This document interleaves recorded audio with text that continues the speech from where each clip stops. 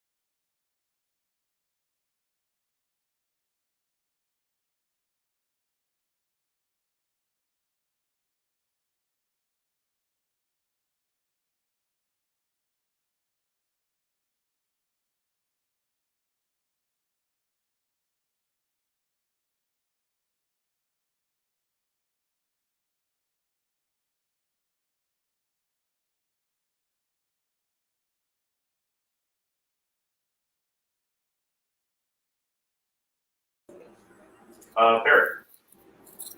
Hey. Hi. Hi, everybody. This is John Marcotte from Heroic Girls. We're doing our monthly book club, and this month is Ghost World.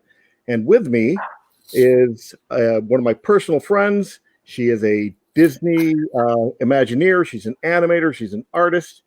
Miss Vivian Lee. Vivian, thank you so much for agreeing to do this with me.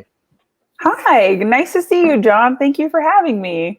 And I'm embarrassed. You did such a great job of set dressing. All I ever do is point the camera at my bookcase so that you can't see how messy my house is. So I was going to try to do a little bit more, that I just ran out of time. And I actually think it's going to, because I did it in the negative, I think it might dry and then vanish. Oh, well, that. Just like youth and culture. Beauty fades. Oh, man. And so we read Ghost World. I'm going to hold up my talk. I'll be honest, I had forgotten just how much of Ghost World, how much I loved Ghost World.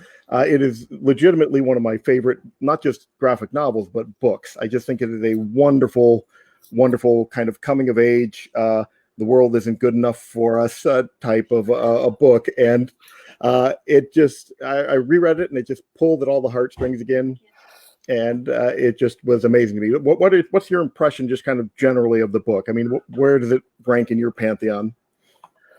I think it ranks pretty high. I think part of that is also the nostalgia of it. Yeah. I had a similar experience as you did, where I had forgotten about it. I definitely forgotten about it. And I think I read Ghost World originally probably 15 years ago, and I don't think I've ever revisited it before. Right. And I read it, I think, really close back to back with David Boring. So it all kind of like mushed together in my young head. And something that was also surprising was that when I read it, I was younger than the protagonist, and now significantly older than the protagonist. So it was also interesting coming back and seeing like, oh, let's see what these, reread about these hip young girls, and now coming back to it and feeling like young lady, what are you doing? Well, I don't have that because I, as always, am old. So I was older back then. I'm older again now. You did mention something that I thought would be interesting to talk about, because I liked it as well, which is that you saw the movie, and it was the first time that you watched the movie for the first time. I have seen that movie, I think, 2 or 3 times. I didn't rewatch it for this discussion, but I always really liked it. I thought not all the plot points completely sync up, but I thought they captured the essence of the book very well, actually. Yeah, I reread the comic after you invited me to come join you on your podcast. Right. And for your book club. And then it was almost like an afterthought, where I was like, I should probably watch the movie, because if that might be people's entryway to the content, right? Sure, and so I was like, well, so let's check that out. And then I reread the comic again afterwards, just to wash the movie out of my head so I wouldn't get the details mixed up. Right. So I think it's a really good movie as a film that stands by itself. Right. And I think it's gorgeous. It's so well acted. It's so well brought to life. I'm not sure, for me personally, I'm not sure it reflected what I loved most about the comic, which is the relationship between the 2 girls. Right. So for me, having some of the conversations that happen between Enid and Rebecca, and have them take place between Enid and Steve Buscemi's character. Stanley. Yeah. I felt a little bit of frustration towards that because it's sort of it made it feel like their falling out was an inevitability instead of Right. something that was like you were slowly building towards. Yeah. Well, I think number one, I what I remember about the movie is watching it and saying that Thora Birch is going to be a star, and who's that other girl again? Which Scarlett Johansson played Becca in one of her very first movie roles, and Right. I came out of that because Thora Birch just kind of dominates the movie as Enid dominates the book. I think there were probably structural changes that had to happen to make it a more coherent movie because the original Ghost World story was not written as a big unit. It was a story that he put in the back of a magazine that he was publishing at the time. So there would just be these little segments in each one. So it was very kind of choppy and episodic, which is actually, it doesn't hurt the book at all, but I think it might be hard to film as a movie and make it feel like it all flows together. So yeah, I think if you view it as its own thing, I really like the movie. The book is better, but that's almost always the case. Although, unless you're talking about Jaws. Jaws is movie's better with Jaws. Godfather. Yeah, we can come up with our examples. So let's talk a little bit about the movie. The first thing that I want to bring up, because I just love it, it's just nerd trivia, and it actually, I think, brings insight to the book, is Enid's last name is Coleslaw, which I love, Enid Coleslaw. And if you rearrange the letters of Enid Coleslaw, it spells Daniel Close. It's the name.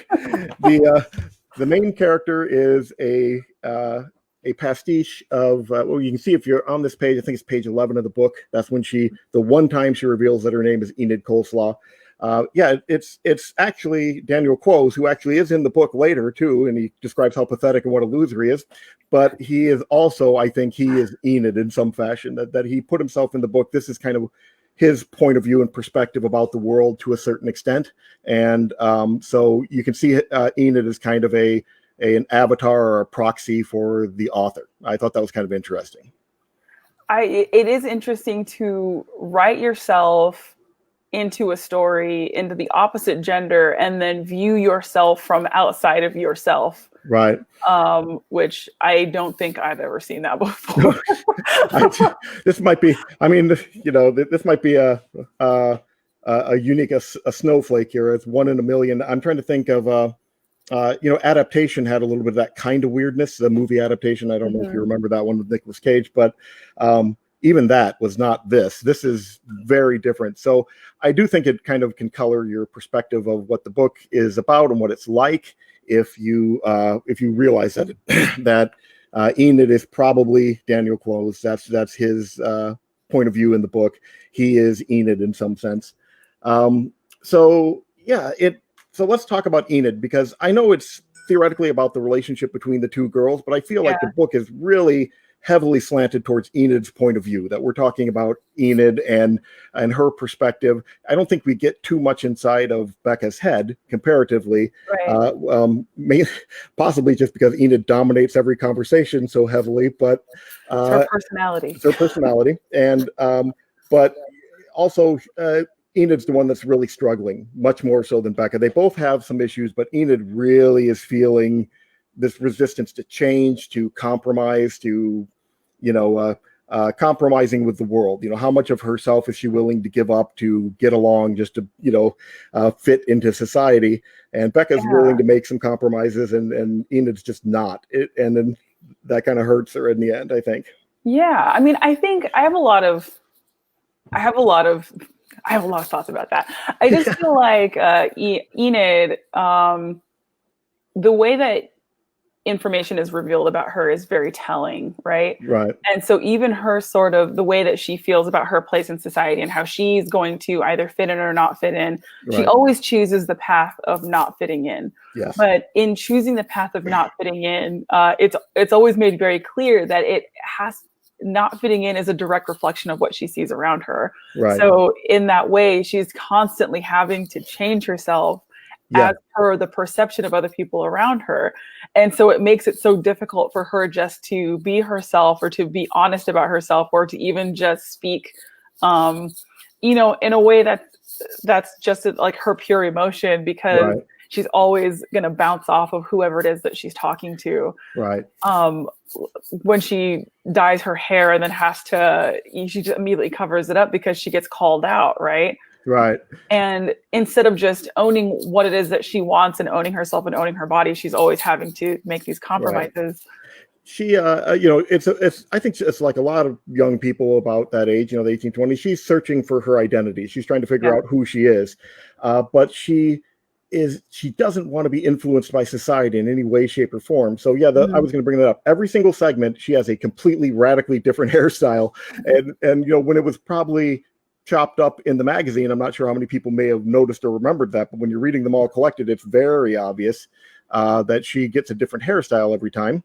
There's one of her later ones. And with the punk rock guy, she went back into her punk rock roots. She was wearing the leather jacket and green, but she didn't want to be identified as a punk rocker. That wasn't what she was doing. And then they ran into a guy she used to date that was the lead singer of some, crappy punk rock band, and he had gone completely corporate. And I think she then said, Johnny Apeshit. Yeah, this is Johnny Apeshit. Yeah, that's right. I think she felt like, oh, look at that. The punk rock scene is sold out, so this isn't authentic either. And so she immediately had to change it. The second she was reminded that there is nothing pure in the world, and the fact that it was kind of that experience or that personality for her was tainted by this guy that was part of it and then had gone and gotten a banking job or whatever. I can't remember what it was, some salesman-y type job. He was going corporate. Yeah, he had gone very corporate.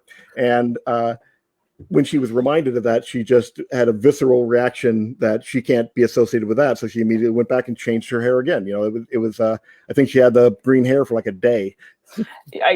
Something like that. I mean, she also she criticizes Sonic Youth in the first chapter, and then when she's like rocking her punk look, she's listening to the Ramones. So she's kind of like, she's always in that push and pull. And like if I started trying to read deeper into it because I can't leave well enough alone, and I was thinking about the fact that her dad had changed their name, which always kind of signifies a loss of your roots, right? It's saying that whatever that is something that's ingrained inside of you, your culture, your heritage. He has made a decision for her to divorce her from that, and Rebecca hasn't had that happen to her. She's also, what Enid calls waspy, right, or like white passing.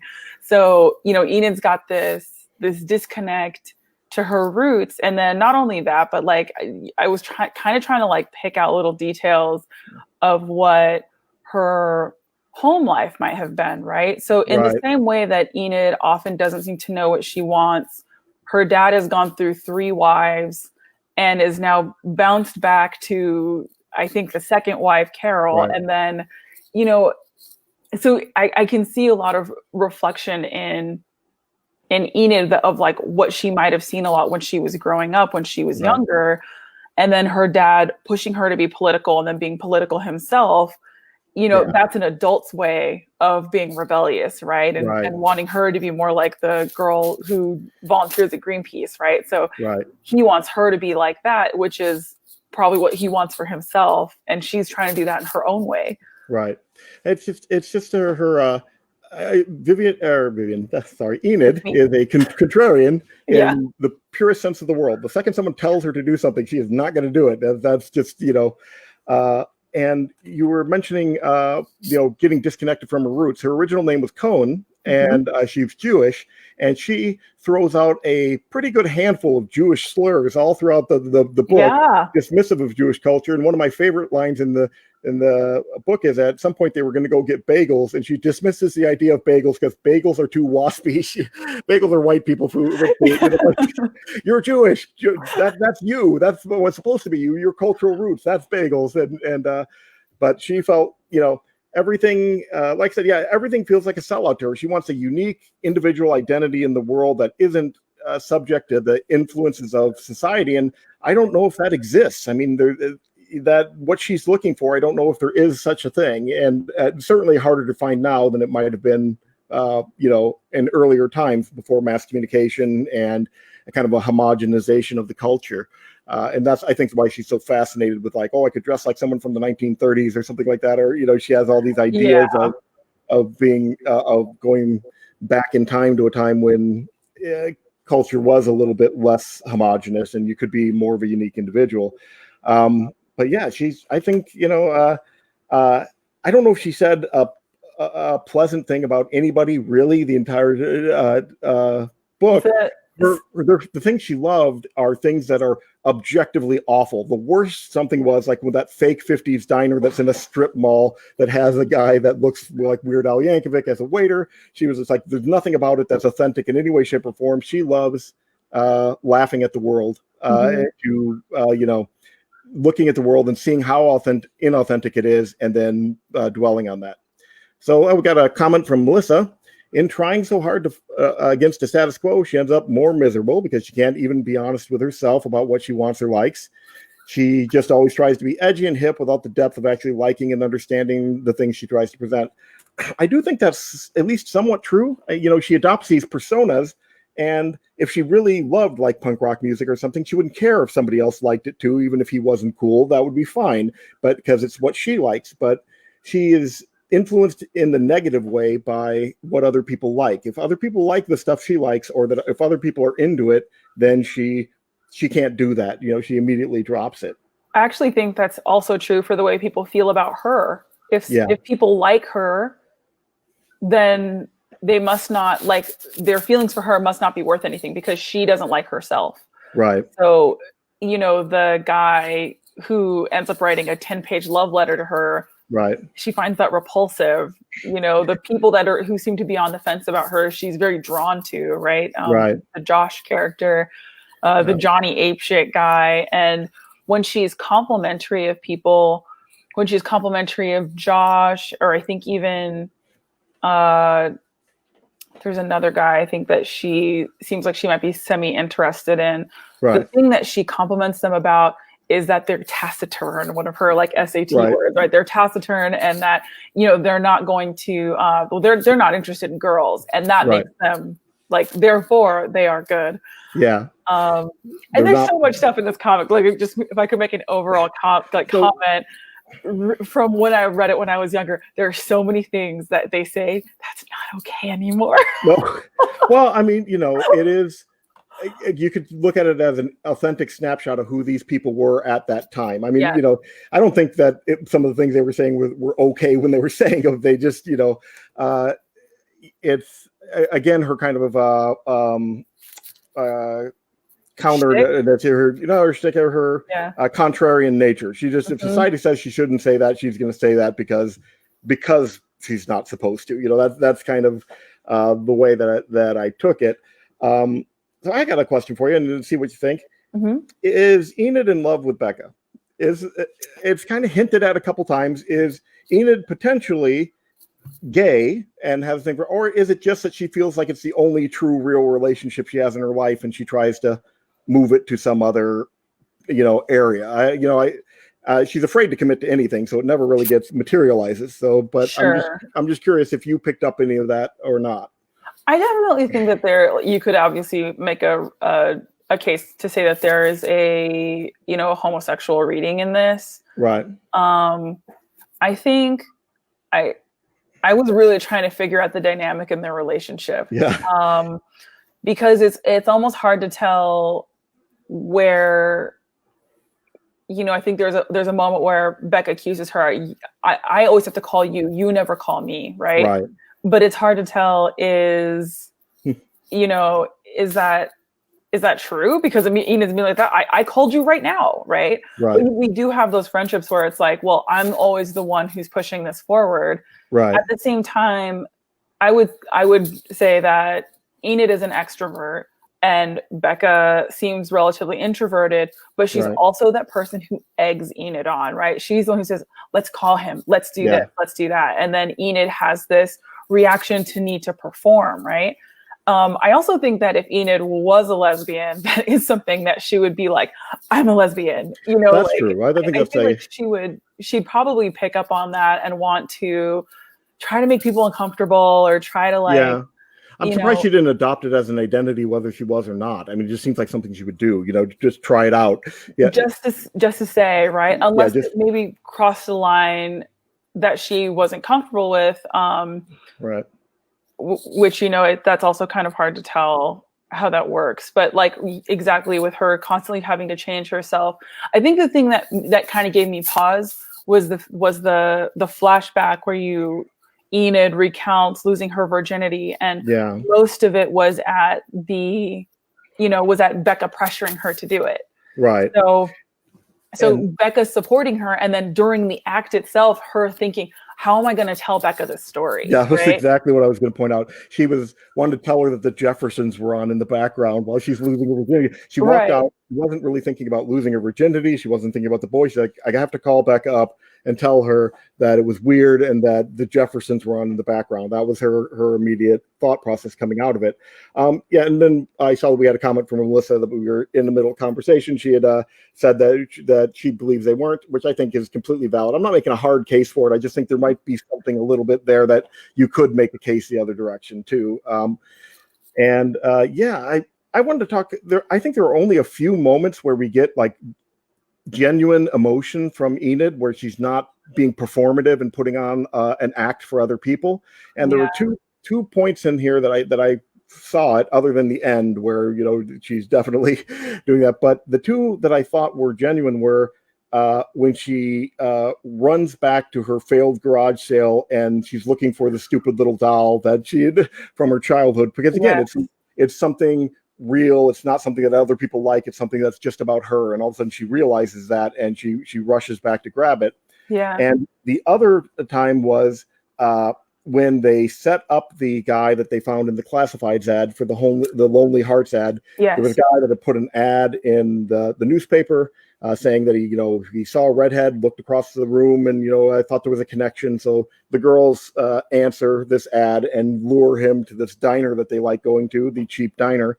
And the guy gets there and he figures it out. He figures out not only that he has been pranked, but that they were the ones who pranked him because they keep looking over at him. And the girls, it bums them out and they leave. And Enid goes back in and she decides to leave a tip. And as far as I can tell, if I'm interpreting the scene right, she just emptied everything she had out in her pockets on the table. Yeah. And I think it was this guilt. It was this realization that her action had consequences. And they had been making fun of that Weird Al guy. I think it was just whether she was aware of it or not. She went, I hurt this other guy. There's nothing I can do about this. But this guy that we've been making fun of for, basically all summer, I'm going to do what I can to make up for that. It was a little bit of penance or something like that. I mean, How did you take that scene? That was I would want to add one scene to that. And I think it's when one scene of genuine emotion from Enid. And that would be when she and Rebecca are returning from their mini road trip to the dinosaur land. The dinosaur land. And Enid has a line where she says she's trying to explain how she feels to Rebecca and how she maybe wants to remake herself and get on a bus and just become a different person. And Rebecca says, I don't get it. And Enid says, because you don't hate yourself or loathe yourself, I think. And I think it's one of those moments where I don't know if you've ever had difficult conversation before, but it's almost always easier when you're not facing each other. So all these conversations that the two of them have when they're able to move around or look each other in the eye, I think can get pretty unsuccessful communication wise. But when you're having one of those car driving conversations and you have to be looking forward, I think that was another good genuine moment. But going back to the pranking that guy, that was heartbreaking. Yeah. It was. They suck you into being part of what they're doing and thinking it's okay at some level that, oh, look, yeah, this is silly. And then you see the guy as a real person, and all of a sudden it just kind of hits home that they've, toyed with this guy's emotions in a really kind of painful way. Yeah. And I think there isn't many times in the comic where you stray from the perspective of either of the girls. You're usually with one or the other of them. And that was one instance of that happening, where you get to go back and go from Alan, Weird Al's perspective to the, mundanity of what he's doing, collecting this huge tip from Enid and then collecting the flower petals from, this brokenhearted man. And then the other time is when Enid prank calls, I wrote his name down. Oh, Skeeves or Skeets? Bob Skeets, the sidekick. And he's sitting alone in this dark apartment listening to this email, and it's for no reason, right? It's cruelty for the sake of cruelty because, she's young and she doesn't have an idea that anybody how could she possibly hurt anybody, right? Right. And so it's kind of these interesting moments of consequence that she's not even present for. Yeah. So we do see the kind of the impact of some of the emotional trauma Enid leaves in her wake as she's cutting her way through the world. I mean, it's about her trying to find herself, but she is so unaware of what other people around her, how they are genuinely reacting to her, that yeah, there's some fallout from that. Multiple times. I had another thought that occurred to me when I was reading it this time that I should have had back then. Maybe I did and I forgot and I thought of it again. Is that Enid is Holden Caulfield from Catcher in the Rye? Did you have to read Catcher in the Rye in high school? I did. Didn't we all? Because Holden Caulfield was obsessed with the idea that people are phonies, that they're not. Yeah. That was his whole thing. And he wore this hunting cap. That they made a big deal about how he wore that for a big chunk of it. And Enid wears the same hat in a chunk in a whole segment of this. Dun, dun, dun. So I think Enid is a kind of a Holden Caulfield proxy, or at least at some point Close became aware that there was a lot of commonality between the character of Holden Caulfield and Enid. They were both kind of self-destructive and I don't think that's not the hat. That's a different hat. But so it's okay. But it's on like page 40, 41 if you got the book. So is the hat. I would hold it up to the camera. That never works. And it's so they're both obsessed with phonies, and there it is. There's the hunting cap, because Holden talks about the ear flaps that come down and cover his ears and everything. I think this was a direct nod to Holden Caulfield from Catcher in the Rye, another guy who kind of like went off the rails trying to be an individual and fight society. Yeah. And how phony he felt everyone in society was, even the people who were trying to help him. And I think Enid has some of that same self-destructive quality of even people that are being genuine with her, she just can't accept it. So that's why she keeps changing personas. I mean, she finds something she likes and she finds someone else who genuinely likes the thing she likes, and that's not okay with her. She feels like it's inauthentic. Then she has to go find something else. Yeah, I mean, I in that same way, let's talk about boys. Do you think that Josh liked Enid more than Rebecca? I think he did. I think Josh settled for. I think he settled for Becca. And there's very little to go on here because Josh barely says anything. He's wallpaper. He doesn't say anything. He doesn't say anything. But when Enid made the move on him, because he's a very passive person, they held that true in the movie. He was just he was a pushover in the movie too. Yeah. When Enid finally made a move on what's his face on Josh, it looked like he was down for it. That was going to go that way, and then her just her self-absorption and reflecting on herself and not willing to commit to anything because she might be making the wrong choice, or it doesn't feel right or real to her because she's just too self-absorbed, turning the eye inward all the time. Yeah. She kind of ruined it, and then Becca realized that she had done that, and then I think Becca knew that Josh liked Enid more, but then once Enid decided that wasn't going to happen, that's when Becca kind of decided to go in and that she had a shot at Josh. Before that, she wasn't willing to do it because she didn't want to risk her friendship with Enid, and she knew that was a possibility. So, yeah, I mean, I would also, I question the whole interaction between Enid and, sorry, something fell. I would question the whole interaction between Enid and Josh because, she busts into his house. She's having this big emotional moment. And after a certain point, she just withdraws, right? She's just like, I don't want to do this. But what does she want to do? She wants to talk to Becca, right? And then all of a sudden, this big emotional moment she had, all it is, bridge. Bridge to her to reach out to Rebecca, who she'd been fighting with. So to me, it was almost a repeat of that, kind of what has been happening before, which is anytime Enid is by herself, she's constructing narratives in her head to repackage and represent to Rebecca to make their world seem more interesting and to make their Yes. lives seem more interesting. I think it's that, constantly framing things for Rebecca's benefit and finding narrative that led me to my previous comment that, how far does the obsession with Rebecca go? And it's not, and it may not even be that. It might be that Rebecca is also a fairly quiet person. And so Enid gets to hear herself talk a long time when she's with Becca. And then when Becca says something, she agrees with her. So that makes it pretty easy on her. But yeah. And I think that's completely accurate as well.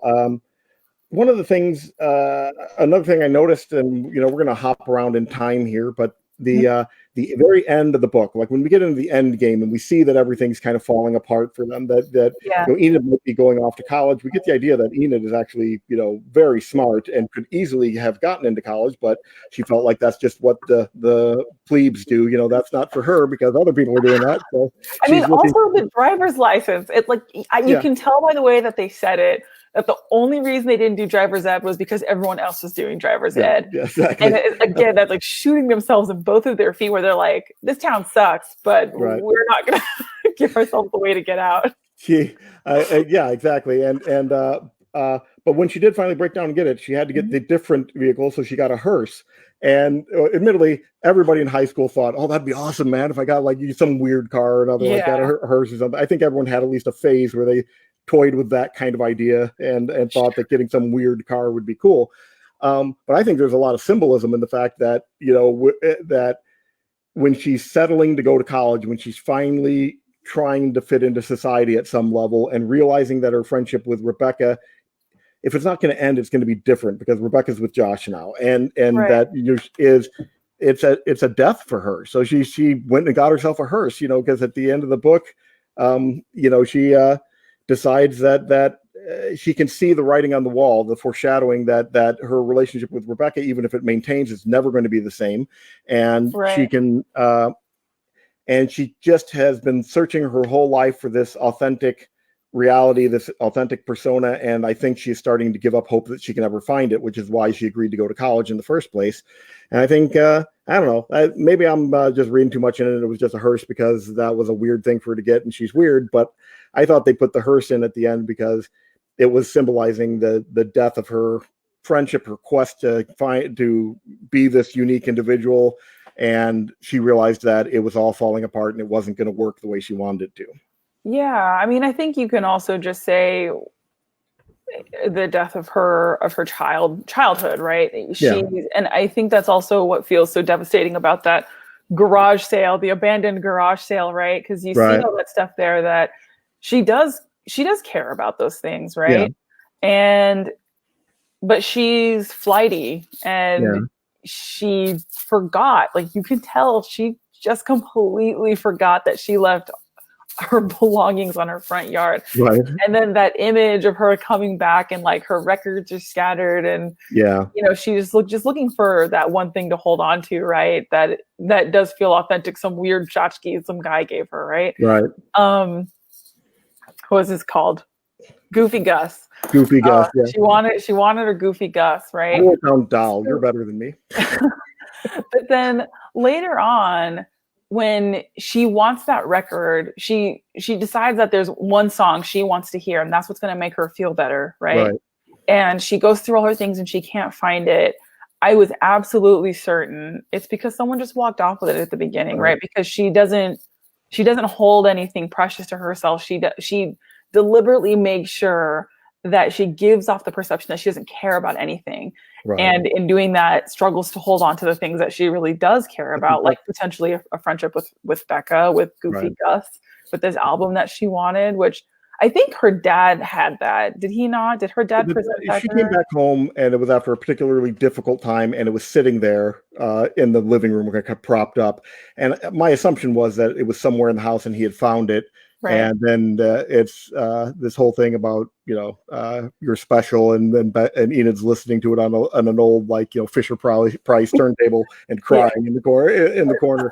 Kind of a heartbreaking moment. As you do, yeah. As you do, But I do think that there's something about Enid feels that in the past was a better time, a more authentic time. It's always reaching to the past. The 50s diner.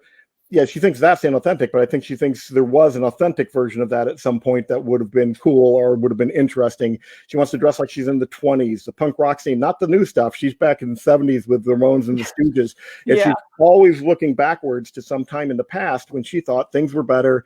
You could be a more authentic person, a more unique person in society.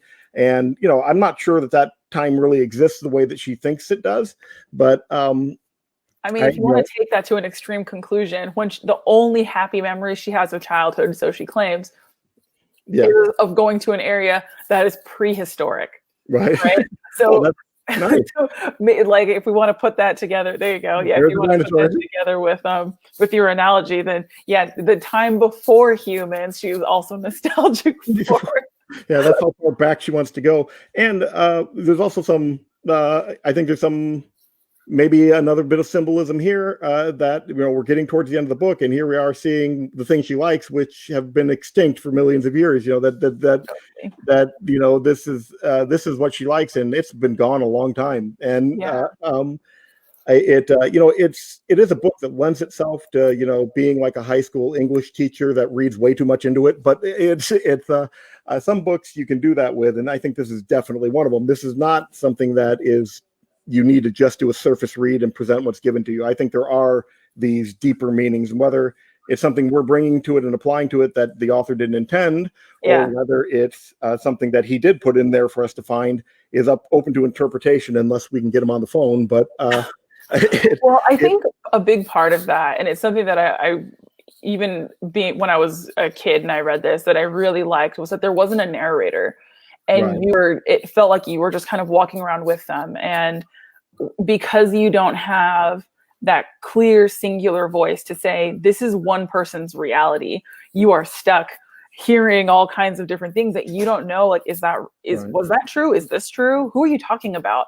They say so many names in the story, and that's what makes that's what makes the world feel so full, right? Like, these two people are the fully fleshed out, our two girls that we're following, but you can tell that they've existed in this world together for so long that they're just throwing all these names out, these places, these parks that they like to go to, and it just makes the world feel really great. And I think you lose some of that when you're sort of stuck in like a ride along with the narrator.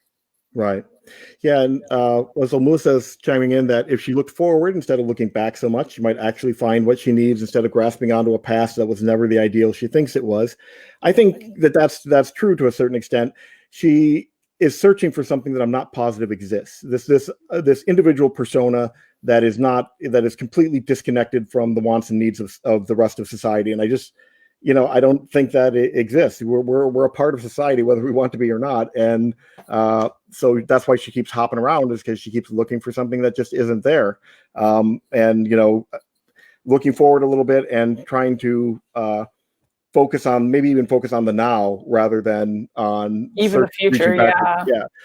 Just like, hey, you have a good best friend or the boy that likes you. She can't ever be here now. She's thinking about how she's going to tell it to Becca, or she's thinking about how much better it was back, before. And it's made her kind of miserable in her life. I mean, she's one of the most misanthropic characters I've ever, run across, other than Robert Crumb, who's a real guy and was in Terry Zwigoff's previous film before Ghost World. But she, Crumb was in the movie, wasn't he? Am I thinking right? Robert Crumb, like physically as an actor? Yeah, he collected record albums, and I think he collected old jazz albums. And didn't he show up in the movie with his hat? And just me. Okay. Oh no. I'm trying to think, because I wasn't looking, and I didn't watch. I should go back and check though, because it wouldn't surprise me. I actually thought that some of the sketches. Now I'm hopping over to talk about the film. I thought some of the sketches in Enid's sketchbook might have been done by him. Yeah, because it looked like it might have been the author, but then I was like, oh wait, is that actually Robert Crumb? Because some of them just looked kind of weird, and I was like, oh, is that? And either is a possibility, because obviously the clothes was it's his baby, and then Crumb was in a documentary with the director Terry Zwigoff right before. That was the thing he made right before he made Ghost World, so he knew both of those guys. I want to talk a little bit about the art style No one in this book looks attractive except for possibly Becca. I mean, every face that they present, even when they're saying it's an attractive person, I'm always like, I don't know. I had to look up the actress there's a woman who stands in the window and yells at people who she thinks they look like. Oh, yeah. And I had to look up the actress that she said that Becca looked like. She was a stunner. Robert Crumb was not in the movie. Not in the movie. Also, we've got a fact check from producer Patty, I think. Thank you, producer Patty. Thank you. But yeah, sorry, I lost my train of thought. That's okay. The woman that was standing in the window and she was calling out actresses and saying who everybody looked like. Yeah, and the actress that she said that Enid looked like was an absolutely beautiful woman, and I was like, is that just how maybe it's just how he draws, right? Because there's the guy that Rebecca sees in the post office, like a total hottie.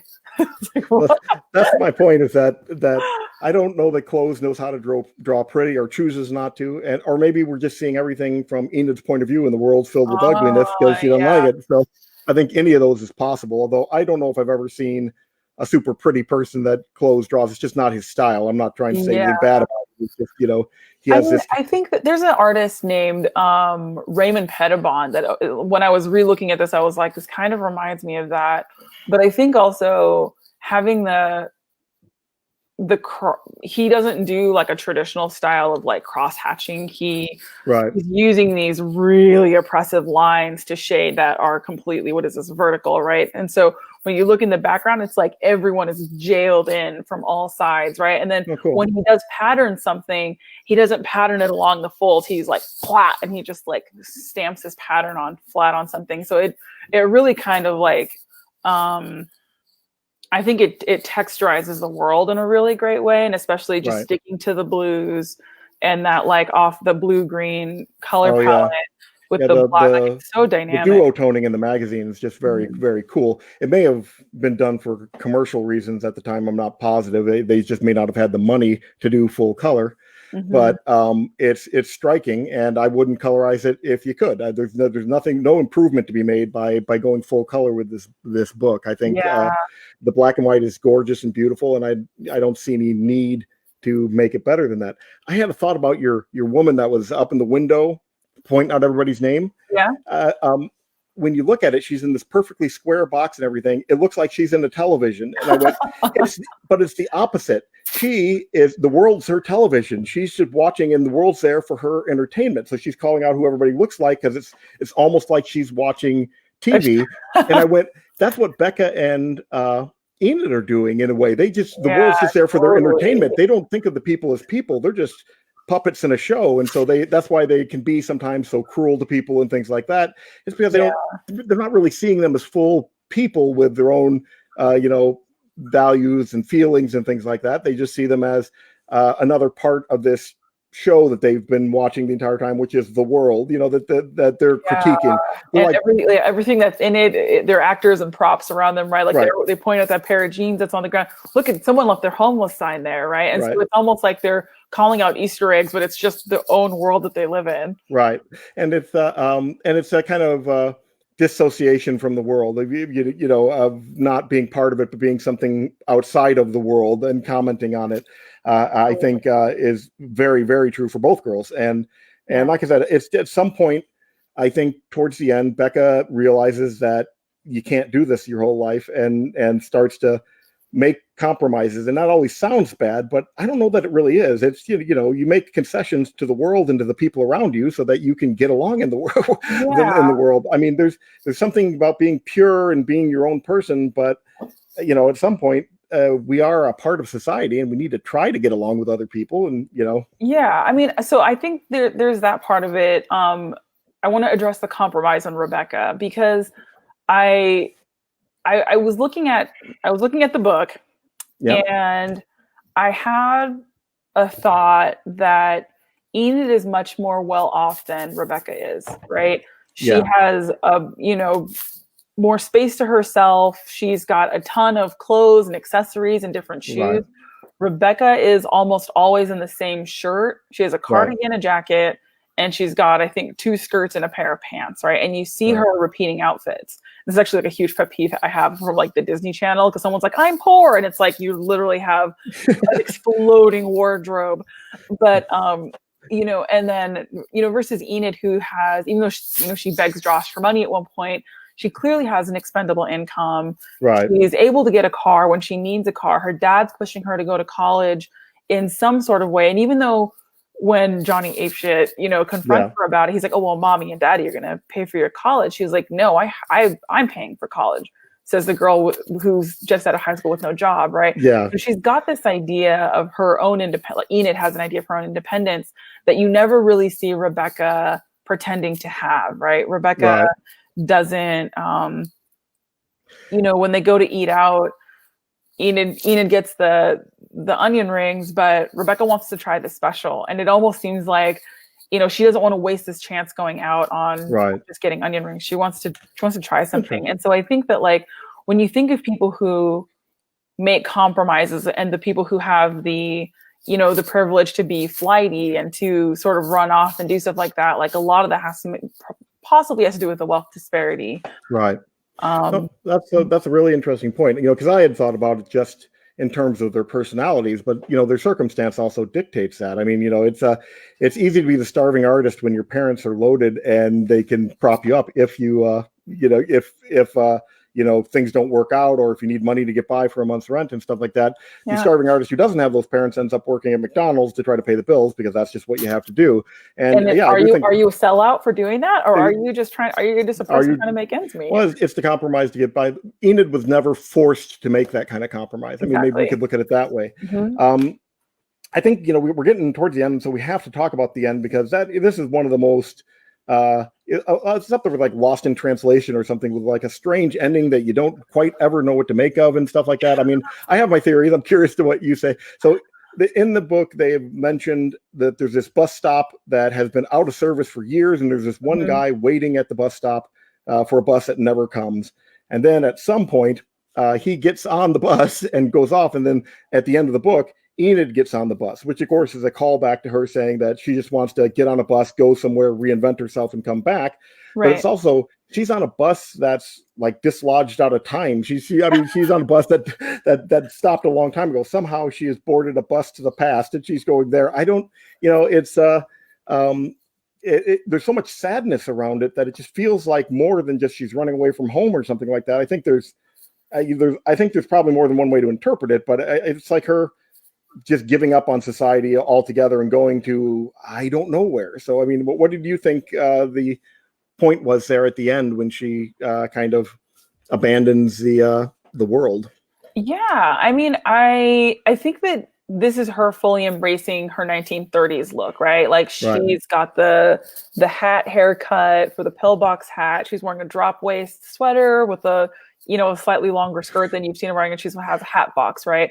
So she's like, okay, so like, check. That's the 1930s thing that she had been talking about earlier, where she was like, imagine if you did this, right? So she's doing something that she was like kind of making fun of at the beginning, which is sort of something she does, right? She makes fun of the boy that she likes. She disparages something that maybe she actually is interested in herself, right? So when I saw that, my first thought was like, well, she's going to kill herself, right? Because you always kind of think that's a possibility for her. That's on the table, right? I think so too. Yeah. Yeah. And this could be even metaphorical for that, if you want to be really dark about it. I mean, she left the world in some fashion at the end of it, and that could be a more literal way of her leaving the world.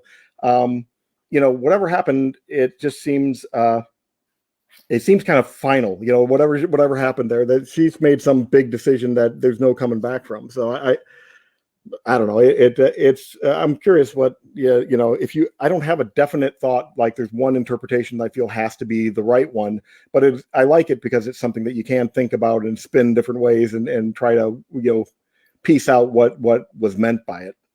Right. I mean, I think that there's a moment earlier on where when they first are talking about the man at the bus stop, and they call him Norman because behind him at some point in Wet Cement, some maniacal child had written his name over and over again, Norman, Norman, Norman, right? Right. And then later, when they're walking by that same area, Rebecca takes her gum out of her mouth and she throws it on the ground. Yeah. And then later you see that there's a footprint in that gum on that panel of cement, right? And for to me, that area, and again, I'm like super overthinking it. To me, like that bus stop signifies like the split in their relationship.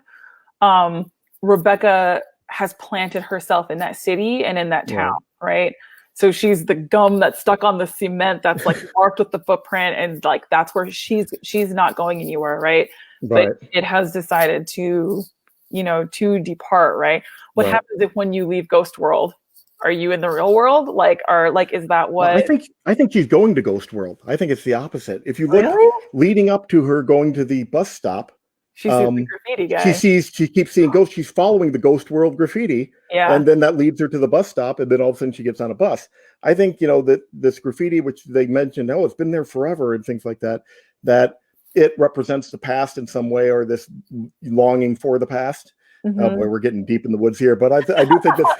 I mean, I think Ghost World probably has meaning. It's something that is brought up as this piece of graffiti, commonly reoccurring, and again, this whole idea that there's a bus that hasn't existed for decades that all of a sudden is taking people away. I think they're going to Ghost World, that somehow or another Enid has found a way to go to this past that she was that she's been looking for her whole life, or at the very least to leave everything she feels is inauthentic behind, which is everything. So and we even redeemed Bob Skeets by the end of it. His astrology seems on point. Or something. I mean, he's out there. I can't remember what do you call that when you're trying to have the metal detector? There's a word for that. Yeah, the metal detecting, right? There's another there's a word for that. Beach combing. Thank you. I was like skidoo. But yeah, I mean, I consider the place that they're in to be this sort of it's a hometown purgatory where nothing's going to change, and where if you stay there, you'll turn into your parents, right? Like Enid will probably make a lot of the same decisions that her father has made, right? He at one point wanted to change his name, and what he wanted to change it to, like if your name is Cohen, maybe you would want to say Cole, right? No, coleslaw, right? He chooses something that's like a little outlandish. It's a talking point. It's something that people are going to ask him about. That's a total Enid move, right? Yeah, that's completely true. And I also wanted to point this out because I'm just like making sure I wanted to see the things I had in my notes. Enid doesn't know what this author looks like that she likes so much, right? But when are we talking about clothes, or are we talking about somebody else? Clothes, right? So, and Rebecca kind of calls her out on it. Enid skirts that fact, but she doesn't know what he looks like. But she says, I have an idea. And you see this image of a man in he looks like he's from the 40s. He's like a detective, right? Right. And then later, when she's talking about masturbating and her sexual fantasies about her, probably a former teacher, Mr. Pierce. Right. It's him. It's the same drawing. And at one point, he's also in the same jacket. So she basically just did a little bit of displacement right there. There's a type of person that she admires and that she's looking for, and she's kind of putting that person in. I agree.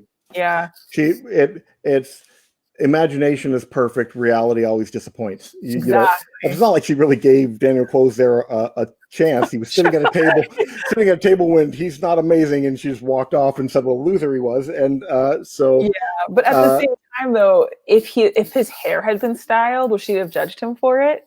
Right. Probably. And the other people that she saw who had their hair combed in a certain way, she wouldn't sell her garage sale stuff to them. If you try, you're putting on airs and you're faking, and if you don't try, you're boring. And there's just it's the thing that she never realizes all the way through the end of the book is that she set up standards that just are unmeetable. There's just no way that the world can ever live up to what she's expecting out of it, because she hates change. She hates things being the same. It's just there's no one way to be that she's going to feel is okay.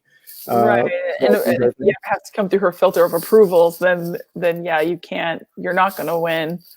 I wanted to bring up one other, her flip-flopping back and forth, which I noticed was Melora, the girl that's on the show. We meet her early, and I can say, okay, this might be someone I would detest. I get it when they're talking about her and going, she's super popular, and it's one of those people at school is like, oh, hi, and feels disingenuine, which is something that would just set Enid off like a time bomb. So I got that.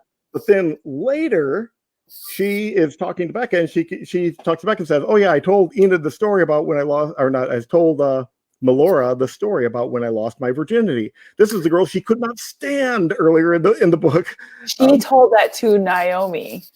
Told Naomi, are you sure? Yeah, that was somebody named Naomi who was smoking. They just look exactly the same. This is how they were drawn the same. They were drawn the exact same. And Naomi is someone that they mention one other time, and she never comes up again.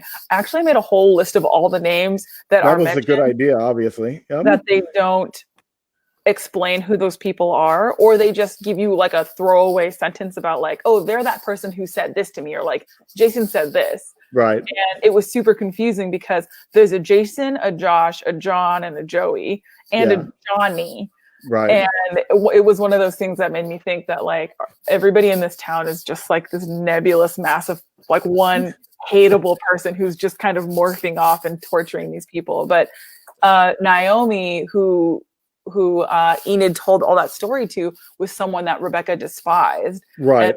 I thought that's why I thought it was Melora, because she didn't look like her, and we'd established they couldn't despise that they despised Melora. But all right, my mistake. So go ahead.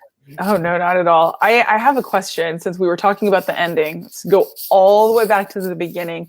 Whose grave do you think they are standing in front of in the opening chapter illustrations? There's a picture of like a young Enid and a young Rebecca. Let's see if I can find it. See if I can. Oh, I see. There's the doll. Oh yeah, I see it. So I was like, is Enid's mother passed, or are Rebecca's parents passed? Yeah. And in that situation, whose single grave is that? It's someone that means something to both of them, probably. There are some things we never see Enid's mother, and we don't. She was divorced, probably. I'm thinking you could be the explanation to also why Becca doesn't have as much money, if she ended up with like a single mom, working family or something like that. And it's also a kind of a fitting thing. It's them looking back at the past. It's something that's not here anymore. That kind of sets the tone for the entire book. Right. It's them looking at something that's dead that they wish was here and that isn't and isn't going to be. So I was reading it as because there's the image of a young Enid with a dinosaur, right? So I'm like, okay, that's her one happy childhood memory. And then does she have a strong memory of Becca losing a parent, or is that her own parent that's in the ground and Becca's standing beside her for that, right? Yeah. And so I couldn't tell which one that was. And then the one after that is their graduation, right? So I was like, these are clearly some, love that. Flipping off the world. That sounds appropriate. That seems appropriate. So great. So I was kind of wondering, like, whose grave is that? Right. Because Rebecca she lives with one older woman who she calls Uni. Right. And I was like, I was thinking it might be an aunt or a grandmother. I was thinking grandma. Mm-hmm. If anybody. Yeah. Well, I mean, Uni might be, in some ethnicity, is that the standard word for grandma? I don't know. I just Googled it. I can't see anything. It doesn't. But I like this conversation because you're coming up with things that I missed in the book, and so that's cool. And I should have made my big chart of names. Obviously, the only other book I can remember that was like this kind of was the book that I can remember that was like this was Catch-22. I don't know if you ever read that. They just throw you in the middle, and there's like 4,000 names, and they're all weird. I mean, there's literally like 44 main characters in that book, and I remember I read half of it. And then I finally figured out who everybody was. And I went, okay, time to start over, because I couldn't get the first half of this book at all. They just threw you in the middle of the mud, and trying to figure out who all these characters was almost impossible. And it that was another one. But yeah, that's a good point. And I do think that's what gives some of this its veracity. It's a feeling of truthfulness. Is that because we're not using economy of characters. They don't run into the same three people the entire time. We're constantly seeing different people move in and out of their lives. There are some that pop up again and again. The Satanists, personal favorites of mine. The Satanists who eat Lunchables. That was awesome. And again, that the reason that they loved that so much was because it it showed an inauthenticness. You know, they wanted them to be inauthentic, to have this one front persona and then be something else behind it, because that validates their worldview that everybody's like that. So yeah, everyone's worth laughing at, because that's also I think it's stunning to me that this whole thing wasn't written by a 16-year-old girl, because Right. of the way that Rebecca and Enid speak to each other, the things that they find hilarious, the things that Right. make them go, "Hey!" when they like Yeah. scream because they're so excited. But that's really specific. Like, it's Yeah. so specific, the things that you think are interesting or the things that you think are worth derision. It make you laugh. The way that they speak to each other, which is so cruel. And I feel like once you're in adult relationships, adult friendships, you kind of can't get away with that kind of stuff anymore. Like, you might have like a handful of close friends that you can, you know, really just mouth off to, Right.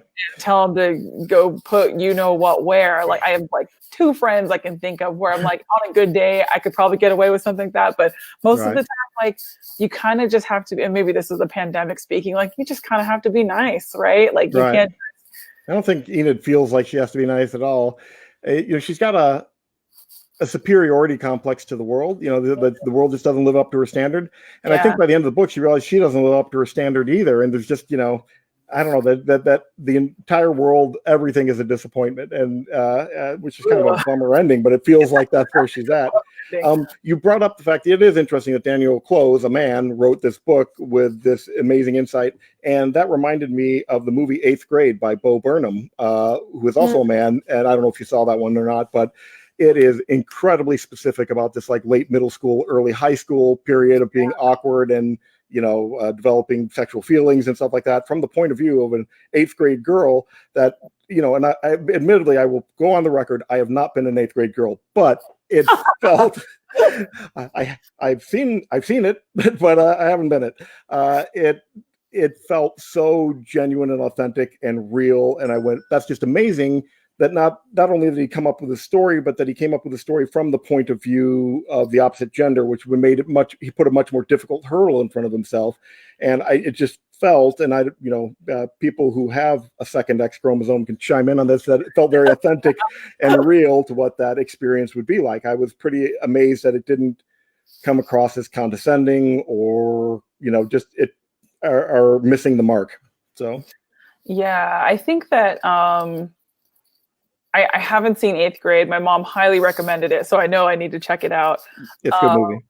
Yeah, but can I read this comment from Melissa? There's a bluntness and a rawness that I connected with reading as a teenager. Reading as an adult, I can see why I liked it so much. Same. Yeah. It was absolutely. refinding it again, you know, reading it again. I went, God, I forgot how good this book is, how much I love this book. And we've read probably a dozen or so books here so far, I think. I don't know. I lost track. But I'm pretty sure this has been my favorite. And we've read some pretty good stuff. This is Ghost World is just top of the list. It's really, really a great book. It's very heartbreaking. Yes, it is. But what I think, even if we don't take it to the extreme that Enid did, that's just, and Sarah's pointing out, I think every girl knew an Enid as a junior high schooler. I think there are boy Enids as well. In fact, I think Clowes is heavily hinting that he was a male version of Enid. Yeah, and it's funny too, because they're very clear to point out like a character like John Ellis, who is the Umi is Rebecca's grandmother and primary caregiver. So someone's in that grave. Yep. How we won't, maybe we'll never know. But sorry, I lost my train of thought again. I don't remember what we were saying, but I loved. It is such a great book. It is one of the ones that I think holds up over time. It has a timeless quality to it. Maybe it's because of the art style is a little surreal to begin with, so it doesn't, you know, peg itself as looking really 80s or 90s or anything like that. It just looks like some timeless place, except when Enid is specifically trying to bring back some other time. It has that going for it. And I think everyone has felt like Enid and Becca do in this book at some point, has felt that looking for something real, that the world doesn't live up to what I would like it to be and everything. It's just, Enid in particular took it to a very far place that most of us never got to, probably in a good way. Yeah, that we didn't get there. Yeah. I mean, I think that, from the perspective of this guy who was writing about his feelings when he was young, and then he did the gender swap to sort of like cover his tracks, right? To show that he's like, well, this isn't just like me writing about myself. Like he's also writing a character, right? I think that there still is a ton of honesty in her sort of like how you kind of track her emotional state, right? But I do think that she has a resting state of dissatisfaction and unhappiness, right? Yeah. And I think when I look at the movie, I think that that's really what's missing. Right. I think in the film, she does come across as someone she's almost like an Amelie type of a character, right? She's someone who is looking at the sheen on whatever is placed in front of her, right? She sees worth and joy in the people around her, and something, she wants to help engage people, right? In the comic, Enid never talks to the guy at the bus stop. She just judges him from afar. Right. She doesn't really have snappy comebacks to Melora. She is, a little short to her face, but all that vitriol doesn't come out until after Melora has, gone back to her own friend group. That's a good point. They never, with all their like trash talking everyone around them, they never do it to their face. It's them, hiding in the back of the bus going tee hee hee, and making jokes about people, but they don't have the kind of solid conviction that they're right enough to like confront someone on this stuff. And when they do get confronted is when we have these super uncomfortable moments in the book, when someone figures out the way that they're judging everyone around them and they get called on it. It doesn't go well usually. It does not. No. I mean, I do love the conversations between her and Rebecca. I think a lot of times what you see happening is they're on a topic, and then and then you can't tell what they're talking about, right? They're like, they're talking about somebody or a situation, right? But you can tell that it's usually Rebecca starts pushing for something that Enid doesn't want to talk about, right? And then Enid will do like a hard turn to change the subject because she's trying to cover herself, and that's how you can tell what she's feeling the most insecure about or the most unhappy about. All right. Well, I'm looking at my watch, and we're actually 5 over because we have killed our time doing it. So if anybody has any questions or comments or wants to keep talking about the book, you can put it in the comments below this. If you haven't read Ghost World, if this is your first, if you're just tuning in because you're really, really bored on a Sunday, you should definitely read this book. It is fantastic. I really enjoyed the movie too. I do think you're right. It's slightly different.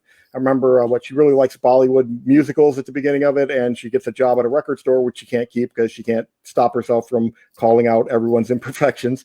So that's what I remember. It's been a while. So I was, thank you, Vivian, so much for doing this with me. I really appreciate it. This was a good book to talk about. And producer Patty says thank you as well. I can see that.